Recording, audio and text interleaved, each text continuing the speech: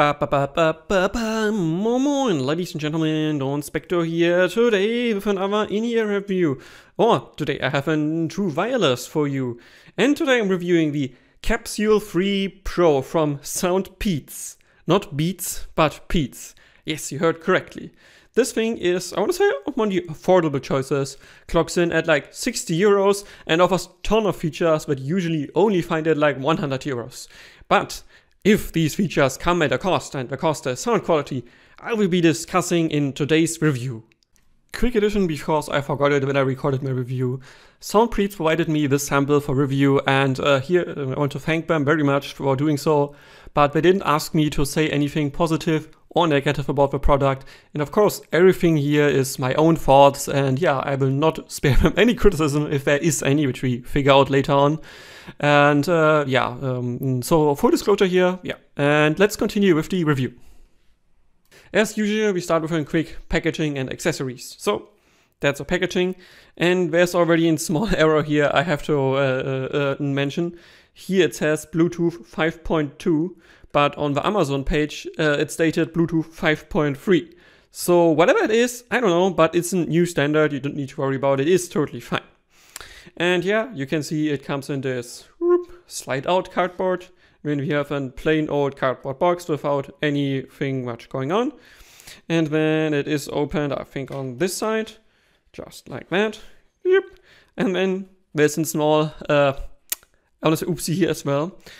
The app instructions is not what you need if you start your guide with or your life with a true wireless. You need the manual. And I would highly suggest putting the app thing at the bottom, and beneath this foam is the case here. Let me just remove that, because here is the manual. I actually missed it on my first unboxing because it's also black here. Like, make it white or write manual on here, because when I just saw this I was like, oh yeah, okay, it could just be printed in here. I don't know, this is the manual. And I would really suggest put the manual on top and the app thing beneath. We will talk about the app later on though.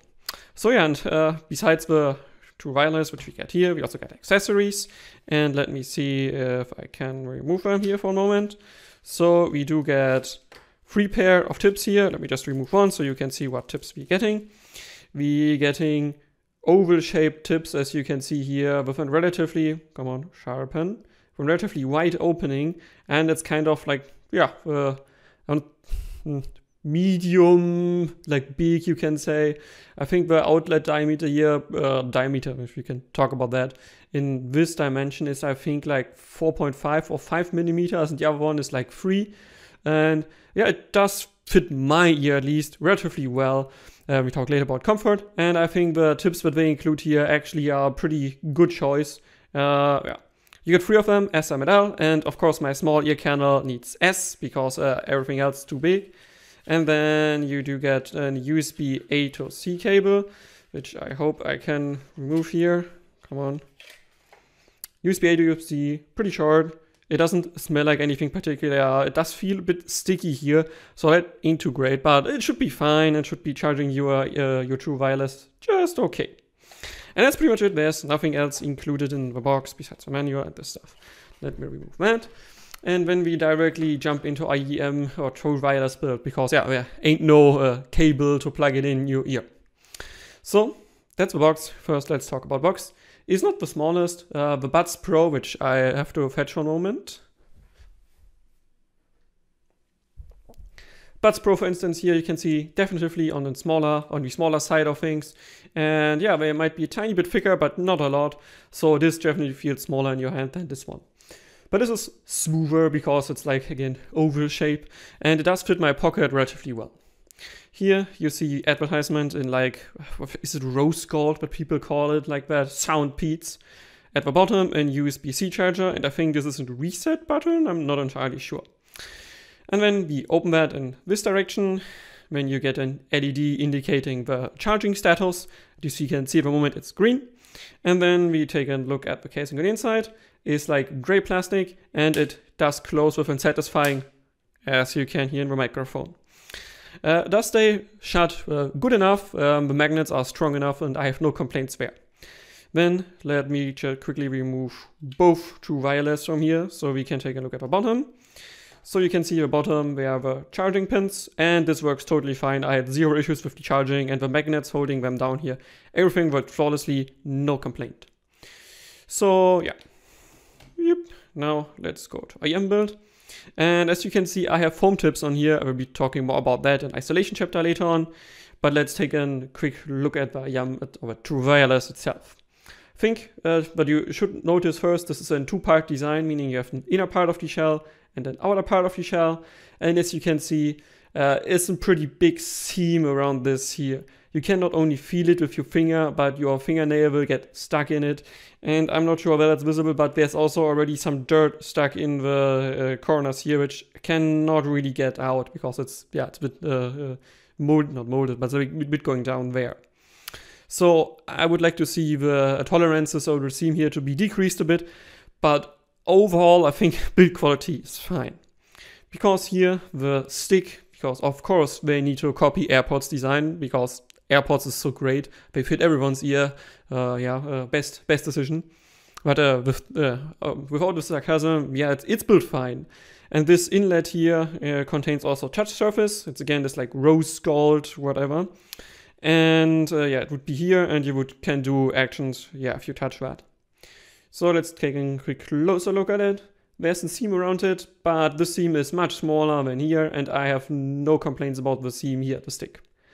But at the bottom again, the charging pins, and there's a microphone outlet or inlet here, and another microphone inlet here at the top with a grill. Again, there's a seam around, as you can see, but this is definitively needs to be there because you somehow need to put in the grill here. Generally, I don't have too much complaint about this. Although, I don't know how well scratch resistance this and that would be in the long term, but now just using it for a few weeks is totally fine and no complaints. And then last but not least, let's take a look on the inside. This I don't think is a microphone hole, I think it's a pressure hole to just relieve some pressure of the driver in here. And then let's take a look at the nozzle. So the nozzle this thing has like two different meshes in front. It's like first there's metal grill, and behind it's relatively difficult to see, there's a thinner metal mesh. So this should prevent most of the ear gunk getting in this True Wireless, and I think this construction has been done pretty well. Also pretty nice to see that with this oval shape there's no additional like bridge also at the side. So you can really fit every tip you want on. And here I choose this random foam tip, which is a bit cut shorter, as you can see. Not the cleanest cutting job, I know, but this works best for me. And I'll talk more about when we talk about comfort. And generally at this price, no complaints about build quality. It's fine, it doesn't feel like it will fall apart. It does feel sturdy enough, so nothing to complain. Next, let's talk about comfort. And as I already sarcastically said, we again try to go for this AirPods shape, which is a bit like egg-shaped with an additional stick on. This is not terrible, but it's also not the best design you can go for True Wireless in-ears, because the outer pinna is not egg-shaped. It has like nooks and crevices and usually kind of a semi-custom shell shape that in most like hi-fi IEMs is there, usually works better than this egg-shaped. But it's totally fine because the nozzle is not too long and there's no additional like corners anywhere that could hurt your ear. So it's still fine in terms of comfort. And talking about nozzle, the nozzle is on, I want to say, medium side generally. It's only 3 millimeters deep, but it has a height of 6 millimeters here and 5.3 millimeters in this orientation. So it generally is on the bigger side, but because you have a lip here at the front, as you can see there, it shrinks to like 5 millimeters at the height and 3 millimeters in width. So generally it's totally fine. And even in my small ear canal, I didn't make any difficulties here. And as I said again, tips. The included tips fit me going to S. They stay in my ear, they're not uncomfortable, and they fit relatively safe, but not mega safe. I would not do sports with those with the included tips, but that's only my ear canal and your knowledge may vary. So what I did then is I choose this cut pair of foam tips, and those definitively also help with isolation, but they also give me more safety in my ear and generally are my preferred pair of tips here. So what they maybe could improve with a further revision here, also put in a pair of foam tips in, because foam tips usually isolate better and help you also with the active noise cancelling later. but they also, of course, generally help with just staying your ear a bit better, because yeah, once this gets a bit squishy, you can see it debounces not so fast and gives you a bit more security in the ear than the normal tips. But generally, it's comfortable, and I don't have too many complaints here. Besides, yeah, like maybe a bit more semi-custom shell would be great, but this is, yeah, doesn't cause me any issues. Next, we talk about isolation, and similar to the Buds Pro, this is relatively thin plastic. You have a big microphone cover here, so the isolation in general is not good. Putting on the silicone tips it comes with gives you definitively below average isolation, and even in like more quiet streets, if cars rush by, you can hear them. It's not that great. Like really, most normal IEMs, like wired I mean, have a better isolation than this. However, putting on foam tips, which again highly suggest, increases the isolation to a bit below average. It's still not great, but it is far better for instance, the Buds Pro then. And yeah, that's also why I use them like this with foam tip, because like this, you can also wear them without active noise cancelling in most situations, like in the office, if you walk around at a not so busy street, or if you just sit in an empty train or so, it's totally fine. Again, maybe you need to activate active noise cancelling for main city center when there's rumble in the background, a construction site or something else. But purely passive wise, with foam, these isolate a bit below average. With the silicone tips, not good, quite a bit below average. But now we come to the core chapter that most viewers probably will care about, the smart functionality and battery life. This means now we talk about all of the features that this little thing has, and there are a lot of them. So first, of course, it has active noise cancelling. Then it has a noise or like environment pass-through. It has touch controls, as I said before. It has a game mod that claims to reduce latency. And most importantly, for the hi-fi crowd, it has LDAC, which at this price point is pretty unique. I don't think I've heard of a true wireless at this price point that has LDAC so far. So yeah, generally we have a good amount of features, and now we will be discussing if these features are well implemented. First, let me start with active noise cancelling. Yeah, it works alright. Like, I have heard better active noise cancelling in true wireless, I've heard worse, and I've zero issues with this here. Again, as with most others, it's most efficient in the bass frequencies, and it filters out the low hum, low noise, or low frequency hum in the back. For instance, in a plane, or if you sit in a train or a tram, that gets filtered out pretty efficiently. However, there's a small issue. It's a bit wind sensitive. That means this thing here, if wind brushes over with active noise cancelling, it kind of gets amplified. And same unfortunately is true for high pitched or high volume noises. Like if somebody would drop a bottle or bonk into a window or something, I have the feeling this actually reduces or like amplifies these noises, because if I just turn active noise cancelling off and a high-pitched noise happens. For instance, a kid next to me in the train the other day lost its Matchbox cars, and yeah, they was very metal and they made this pling sound, and I had the feeling those were actually amplified with active noise cancelling, and when they deactivated it and the kid kept playing with its Matchbox, it was a bit better. So yeah, keep that in mind if you activate noise cancelling here. If you have high-pitched noises around you, maybe deactivate it. But it's not too bad, and it doesn't get amplified by a lot, just a bit. And then next, let's talk about pass-through, and what should I say, it works alright. Like, I didn't have any complaints here. It is a bit noisy, it does amplify like the general like bass or the general like background noises a bit more than I'd like. I would like to hear more focus on the vocals, but it's fine. You can go to the checkout, to the cashier, and pay or talk to somebody quickly. There's absolutely no complaints here, especially at this price point.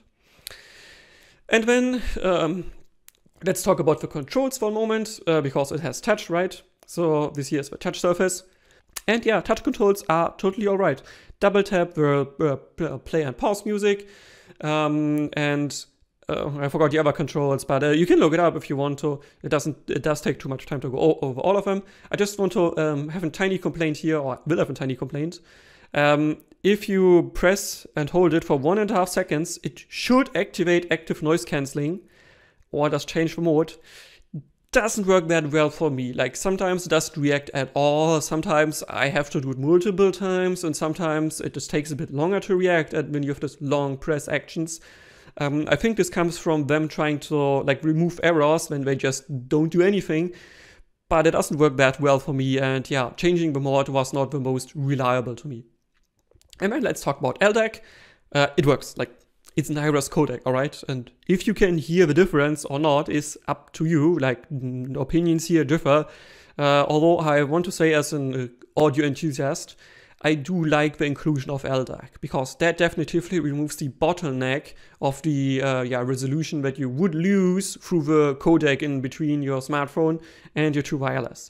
I don't say it will make a difference, but I say it could make a difference, and I like its inclusion in all devices. So yeah, generally no complaints of LDAC, it just works and just fine. Then let's talk about game mod.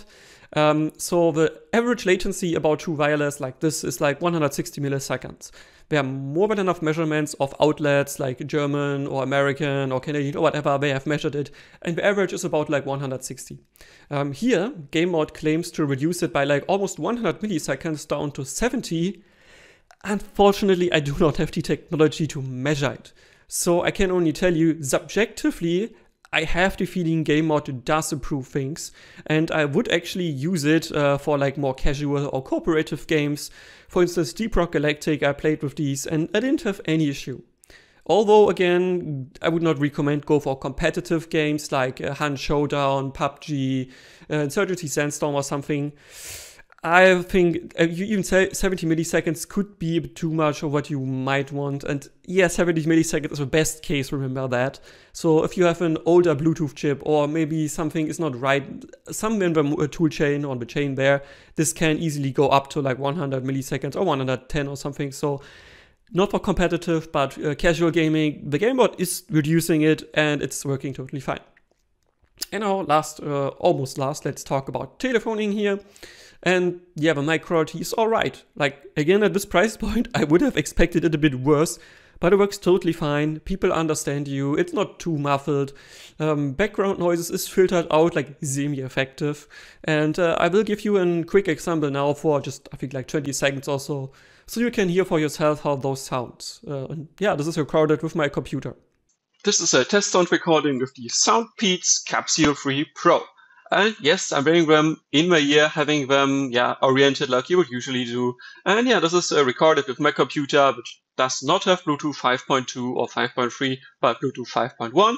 But still should be new enough to give you a good view on how well these sound. And yeah, this is on 100% input volume on my computer. And I will maybe boost this after that, depending on how loud it is. So yeah, that's it. See for yourself how well they sound or how bad they sound. And then next, let's quickly talk about the app before we come to battery. And Soundpeats, I have to tell you, please fix your app. First, biggest complaint for many people, if you look at the reviews in the Android store, it has 1.5 stars. Oof, that's pretty abysmal. And yeah, most complaints are that you need to register at Soundpeats to use the app. And this is obviously completely unuseful. Like it's just, you don't need to register to use an equalizer or some other function. So update your true wireless. That's completely not useful. And I highly recommend remove the force to registration. Just put that out. If people want to register, it's fine. But remove the forcefulness here. Like that's really not great. And another problem that I have to mention here, if you look at the reviews, quite a few people also complain that they want to register and use the app, but it doesn't work. Like you can't register, or if you register, the app crashes. And yeah, overall, I really, I cannot recommend using the app. If you need to register and it's crashing and it doesn't work probably according to reviews, I have not used it due to the many negative voices here. And I can also not recommend using it for you because you don't need to register to use an equalizer. That's completely bogus. And I would, again, say highly recommend how Soundpeats remove this. It's not needed, and it prevents people from using your app. If you want to track people, that of course you are doing, and you want to collect data, you can do it without registration. It's what most companies do, so you can do as well. Okay, then last but not least, let's talk about battery life. And according to spec sheet, that's a really strong point here. 8 hours per charge in one wireless and one true wireless, or like in per charge in general, and then 52 hours in the case. That sounds pretty great on paper, right? Yeah, it does. And I don't want to say real life is not good. It's still very good battery life. But in my experience in day-to-day usage, I do not manage 8 hours in one charge here. Maybe 6 to 7, like 7-ish, something like that. Without active noise cancelling though, and in medium, like medium quiet loudness, I don't think it manages 8 hours. Like maybe if you put it to whatever energy saving mode or your Bluetooth does something, I don't know, but I could not confirm the 8 hours.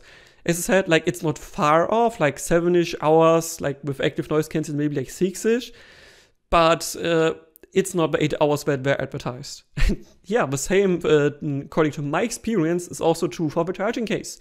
They claim 52 hours, and I've been using it for a whole week and a bit of the Saturday as well in city center. And after doing my rough calculations, I also don't think 52 hours is true here. Like maybe like 48, 50-ish hours, something like that. But again, it highly depends here on what smartphone you're using. If you're using LDAC, there's so many factors. I think if you don't use LDAC maybe and you listen at low volumes, maybe those numbers they provide are realistic. But in my use cases, I cannot confirm the 8 hours without active noise cancelling. But overall, still good battery life, no complaints. And then let's talk about sound as like the core thing about your true wireless. And I will throw in a graph. For everybody who does not know how to read graphs, hey, welcome to this review. I will now be talking at least like 10 minutes about how this measures. This has been done with an like semi-standardized microphone. It's called IEC7.1 with standard behind it. And it just says like, basically, it should represent your inner ear canal a bit. And yeah, what you can see here is my raw measurement done. And yeah, what you would call in shape like this, like U-shape to maybe a bit V-shape, but it's more U-shape. And that means it boosts treble and it boosts bass. And yeah, that's pretty much it about general sound characteristics. Starting off analyzing the sound by treble, and there's not really what I would call treble-extension here. It drops off after like 8.5K into nowhere, and there is a spike according to graph after 10K. But again, this is IEC 7.1, so after 10K, every data we get is not reliable. And to my ear, yeah, there's no air frequencies to be had here, like they just aren't. And that means for orchestral music, for jazz, or more classical inspired, this is a bit lacking, like it just misses the air frequencies here. But again, we are talking about a true wireless with so many functions for 60 euros. I don't think I would demand air frequencies at this price point. I just want to say, if you are listening to orchestra or something, this could be a bit lacking for you. And yeah, I also, please Soundpeats, don't list 20 Hz to 40 kilohertz as a frequency range here, because yeah, this will maybe create 40 kilohertz noises. But first of all, humans can't hear 40 kilohertz. And second of all, if you're already dropping it 8.5 kilohertz and then there's basically no information after that, it's not really fair to write even 20 kilohertz here. Like maybe even write like 10 kilohertz or something like that is reason of error. But please don't write 40 kilohertz. That's bogus. Like it doesn't bring us any new information here.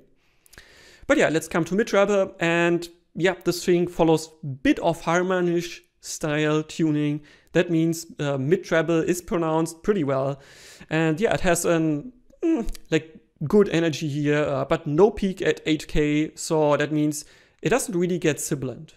And for all of you who don't know what sibilance means, sibilance just means that there's harshness around S and F noises.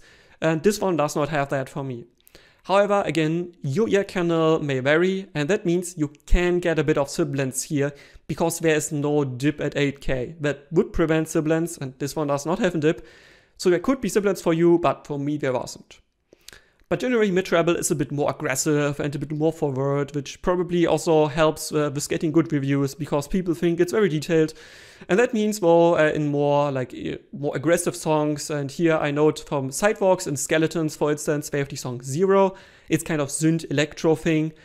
It's definitely too much for me, and I think I would reduce the volume quite a bit because it just gets fatiguing to my ears. Then going a bit lower, there's a slight slope from 4.5 to 8.5K. And yeah, that means again, it follows like Harman stylish tuning, and that makes for a pretty lively listen and generally comes off as, yeah, pretty energetic here. For metal, depending on your taste, but I didn't love it for most of my metal here. I noted Warrior Path, Metallica, Linkin Park. It was a bit too sharp or too much pronounced in the treble, but it's just a bit. And if they fix the app with a bit of EQ, just reducing treble by like 2 to 3 decibels would totally fix all of my issues here, and I would say treble would be then pretty damn good. Lower treble, it has a peak at about 3K, but definitively again is a bit too much for my ear, because they even try to beat Harman a bit, add a bit more treble than Harman would suggest, and I have to say I'm not a fan of that. Again, the song Zero definitively is too forward, even in the lower treble region, and I'd like a bit less here at like 3K. Then coming to upper mids, and yeah, this again, it follows Harman tuning here, and that means upper mids have in good clarity, in good energy, without too much to complain here. Female vocals in soundtracks like Nier Automata or the Cyberpunk soundtrack worked really well, and I didn't have any complaints here. And again, it continues the Harman style tuning through the mids. That means there's a slight slope downwards from the mids to the upper bass region, and then it quickly rises again in the bass. That then helps with vocal clarity. Like, really, this is one of the best things that Harman came up with, especially if you don't have the best drivers. This absolutely helps with the separation of vocals to instruments. But on the contrary here, it can make the vocals sound a bit thin. Again, I noted Eli Arson here, they have kind of a metal vibe sometimes, and they have growls, and those come off as a bit thin occasionally, but it's really not a big deal. And this type of tuning is really nice because you have a really good separation in the bass, in the mids, and the treble here. And yeah, then we come to low mids, and as I said, there's a slight downward slope. So if you have a not so great mixed song and bass guitars are pretty much in the back, they will definitely come off as too light here. And I did notice though in normal mixed songs like After We Rain here, some of the benchmark songs, it's like a fusion jazz, the bass guitar was totally well pronounced and I didn't have any difficulties. Then let's talk about bass as last sound chapter here. Yeah, again, this is Harman style tuning. That means you have a fast rise in the bass region without having too much upper bass, and then a good amount of mid bass and a very good amount of sub bass. Some people don't like that. I, however, do, and this is a really good bass tuning here, and I really have no complaints about the overall levels of bass. Granted, the driver is not the best, and you don't really get too many bass details, and fast double bass notes, for instance, get a bit muddied, but generally for this price here, I don't have any complaints about bass. This is really well-tuned bass, and even for a graph, it would say in sub bass it should have a really good amount of rumble. Reality, not so much. But again, we're talking about like 60 euros here, so I have no complaints about bass at all. And then next, I will not be talking about soundstage, layering and imaging, and also not about separation, dynamics, and coherence. Because this is so cheap and it has so many functions, I don't think it's worth considering those points if you go for a true wireless here. Like, the soundstage is alright, the layering is mostly just 3 blobs, and the imaging is kind of okay, but really it's not worth talking about those at this price point. And yes, same goes for separation, dynamics and coherence. It doesn't separate the best, but the tuning really helps here, and you still get like individual instrument lines.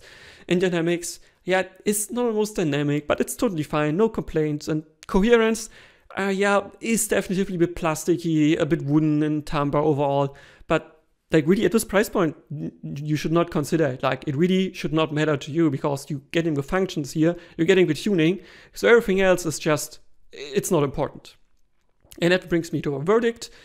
Yeah, if you're looking for a relatively affordable true wireless that does offer everything besides maybe multi-device support that's not supported here, this is a good option. Like, it sounds good, it definitively follows Harman's ideas, adds a bit more treble on top though, which is not my cup of tea, but for the general audience, I think this is very well tuned. Like, this prevents the bass bleed that Sony, Bose, and all of the others have. They think, oh, upper and bass and mid bass is the best, let's add bass.